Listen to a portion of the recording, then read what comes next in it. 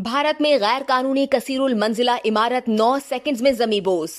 भारत के शहर नोएडा में गैर कानूनी कसीरुल मंजिला 2 इमारतें गिरा दी गईं। 2 रिहायशी इमारतों को 9 साल की कानूनी जंग के बाद गिराया गया।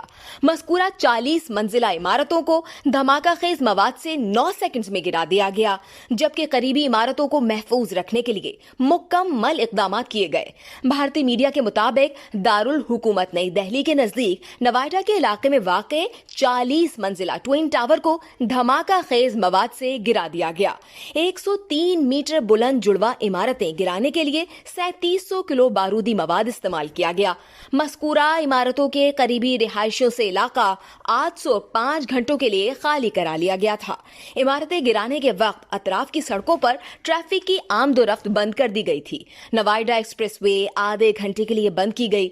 दोनों इमारतों का 80,000 टन का मलबा अगले 3 माह में ठिकाने लगाया जाएगा। भारत में गैर कानूनी तामीरात गिराने की ये अब तक की सबसे बड़ी कार्रवाई है।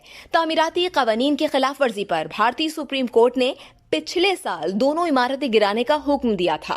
ये भारत में गिराई जाने वाली अब तक की बुलंद तरीन इमारतें हैं, जिनमें फ्लैट खरीदने वालों को 12% सूद समेत मुकम्मल रकम वापस की जा चुकी है। वाज़ेह रहे कि कराची में बने नस्ला टावर को अदालती हुक्म पर 70 दिन में गिराया गया था। अदालती हुक्म के बावजूद पाकिस्तान में धमाके से इमारत गिराने का इंतजाम नहीं था। इमारत में फ्लैट खरीदने वाले अब भी मुआवजे के मुंतजिर हैं। इस वीडियो से सिर्फ इतना ही। मजीद जानने के लिए सब्सक्राइब कीजिए डेली जंग यूट्यूब चैनल और लाइक कीजिए डेली जंग फेसबुक पेज।